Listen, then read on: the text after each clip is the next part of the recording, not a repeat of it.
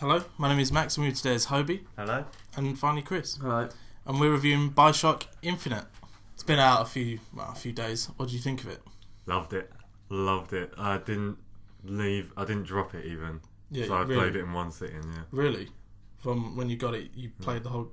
It was a good weekend, I think. Yeah, it was a crazy weekend.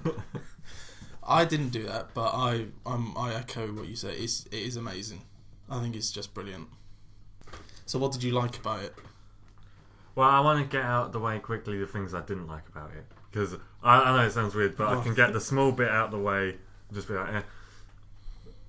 Gameplay-wise, I thought it wasn't as groundbreaking as I expected. Like, it was cool to have the skyline and everything, but realistically, all the plasmids were the same. They just got altered slightly, different names, and it was things like that, and that's pretty much the only thing I didn't like about it. Really, there was nothing. Like, obviously, you've got the new setting, mind-blowingly new. Yeah, sort of thing. yeah. I've not I was seen that expecting before. like, oh wow, more use of the skyline maybe, because I only really jumped on it a couple of times. Yeah, there wasn't. I thought that was going to be a big part of the game.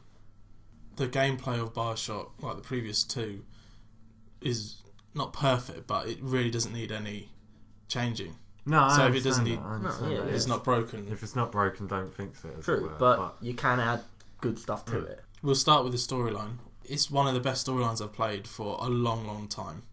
It was a good one. It was a good storyline. It's a very good storyline. The main character actually developed, and you found out more about his backstory, which rarely happens in games. There's twists, there's turns, there's like hooks and stuff. Events. Yeah, the set pieces are good.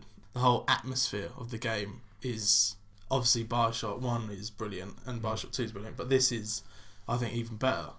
It's fresh because and I think one of the designers or whatever even said it. BioShock 1 and 2, it was a graveyard.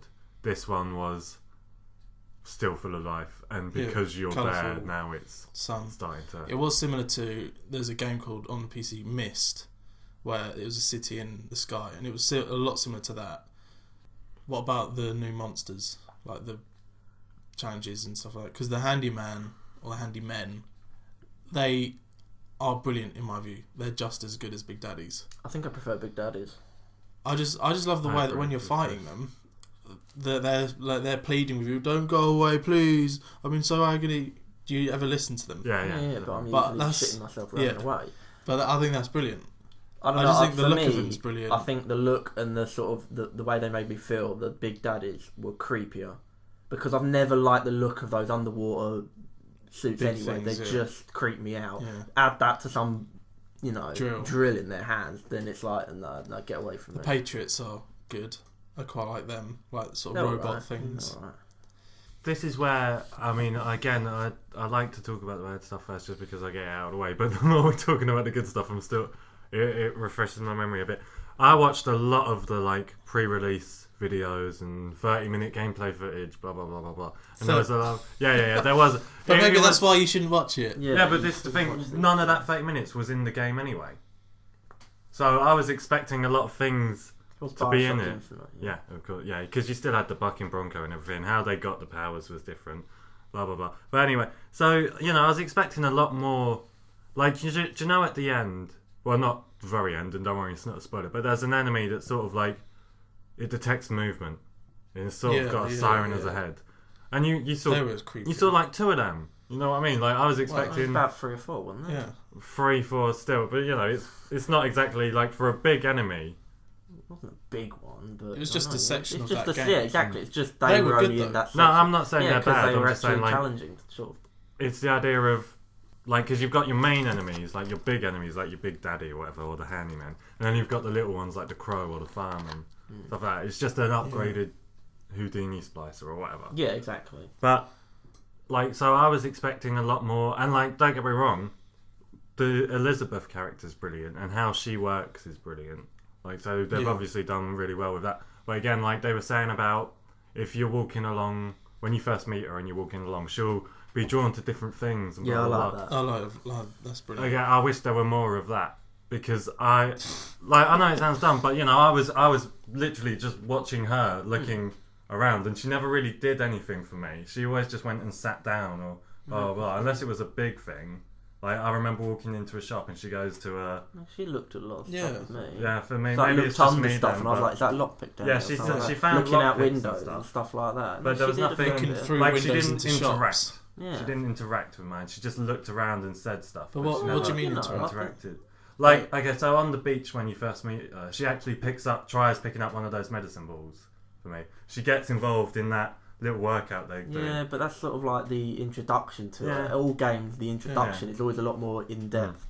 Didn't you think, talking about her character is brilliant, and I liked everything about her, but didn't you think she's Bella from Beauty and the Beast? No. Go and have a look at her. It's the same. She wears the same dress, same hairstyle, same look, same big blue eyes. And I was just sort of wandering around going, I'm the Beast. What I love about it is that I feel like BioShock 1 again. The awe of playing it.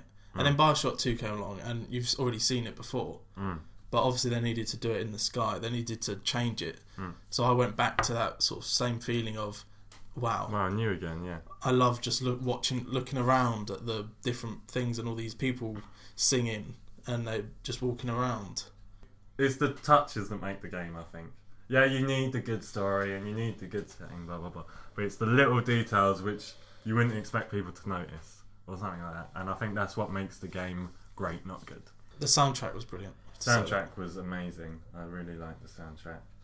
Just the fact that... Because I didn't really notice it. Like, I knew... Like, for example, the first song you sort of hear, you walk in and you see a barbershop quartet and they're singing God Only Knows.